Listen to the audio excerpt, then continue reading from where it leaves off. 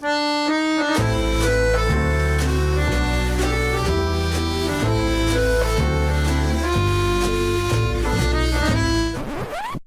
we're back. Hope everyone enjoyed the holiday, reInvent, decompression, not hearing about cloud every 10 seconds. Today, let's have a brief summary about what got put out since reInvent. And let me know what you think about it. There are only 4 things of real note. Rather than trying to be broad, let's go a little deeper this time. AWS Lambda adds support for Python 3.12. Whatever was going on with the delays in getting new language runtimes out a year or more after the language version itself was released seems to have been resolved. Wonder how long it'll take that unpleasant chapter to fade from the collective awareness around Lambda. Amazon EC2 Serial Console is now available in all local zones. And this is a good thing because it has historically been maddening to have to incur the mental overhead of remembering just which bits of the EC2 experience apply to this instance in that region or local zone. I generally think of local zones as some number of AWS Outpost racks in a co-located facility, akin to what I used to work on professionally in the early 2010s. You can do a lot in those environments, but a lot of AWS special magic is going to be missing. Easy example. Out of AWS's hundreds of services available for our collective use, local zones offer 9 of them or less. Note that they're also a bit spendier and almost certainly less durable than their full region equivalents.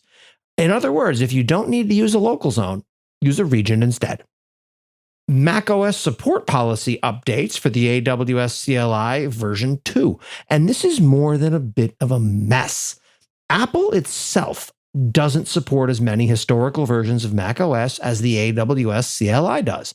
If the CLI team is looking for things to work on, how about making v2 available via a pip install, setting v2 to be the default branch on the GitHub repo, or having the binary installers support Apple Silicon or ARM?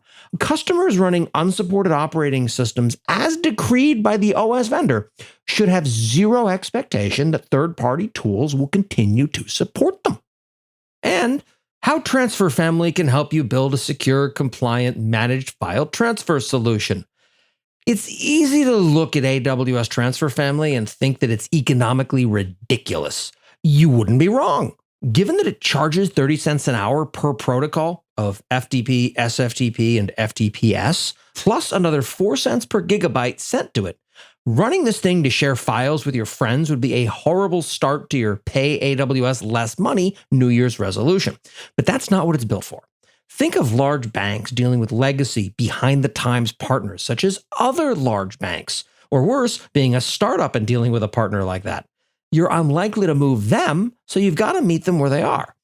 Having spent time at multiple companies implementing all this stuff manually, the few $100 a month or whatnot to run this is an absolute steal.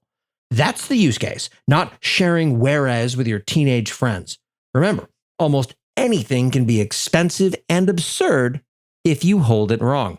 And that's what happened last month in AWS. Stick around. There's so much more to come this year.